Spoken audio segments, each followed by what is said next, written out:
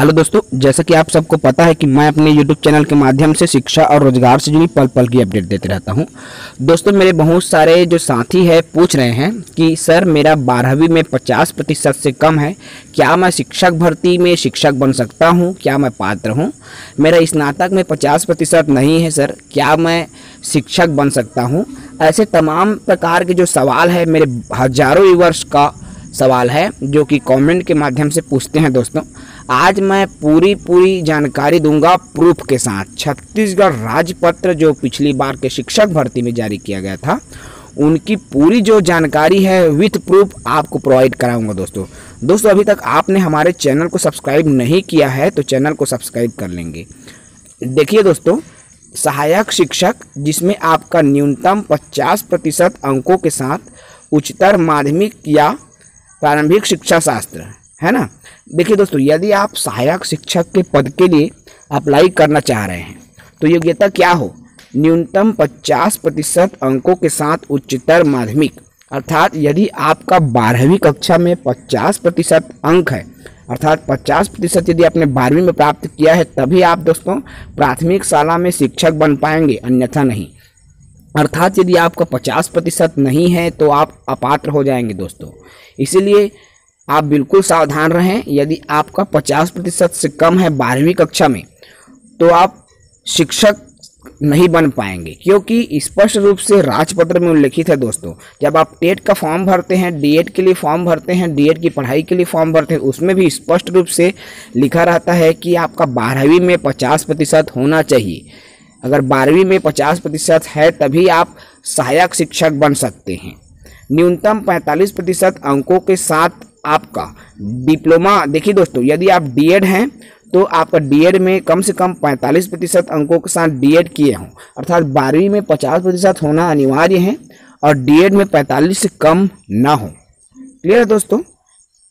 यदि आप बीएड हैं तो आपका 50% बीएड में होना चाहिए, ये योग्यता अनिवार्य है दोस्तों। तो जिनका 12वीं में 50 से कम है वह सहायक शिक्षक के लिए अपात्र हो जाएगा। बात अगर करें हम दोस्तों शिक्षक संवर्ग की, तो देखिए आपका स्नातक और प्रारंभिक शिक्षा शास्त्र में द्विवर्षीय डिप्लोमा। देखिए दोस्तों, इसमें आपको बीएड या डीएड दोनों की योग्यता में से कोई भी यदि आपके पास है तो आप शिक्षक अर्थात वर्ग 2 के शिक्षक बन सकेंगे। न्यूनतम 50% अंकों के साथ स्नातक एवं बीएड होना चाहिए। देखिए दोस्तों, यदि आप वर्ग 2 के शिक्षक बन रहे हैं तो कॉलेज में अर्थात स्नातक में आपका 50% अंकों के साथ उत्तीर्ण होना आवश्यक है। यदि आप 50% अंकों के साथ स्नातक परीक्षा उत्तीर्ण नहीं है दोस्तों तो आप अपात्र माने जाएंगे, तो इसका भी बिल्कुल ध्यान रखें। न्यूनतम 45% अंकों के साथ स्नातक एवं बीएड में 1 वर्षीय स्नातक, जो इस संबंध में समय समय पर जारी किए गए अध्यापक राष्ट्रीय शिक्षक परिषद के जो है दोस्तों उसके मापदंड के आधार पर होना चाहिए। अर्थात 45% अंकों के साथ स्नातक और बीएड 1 वर्षीय पाठ्यक्रम आपका होना चाहिए।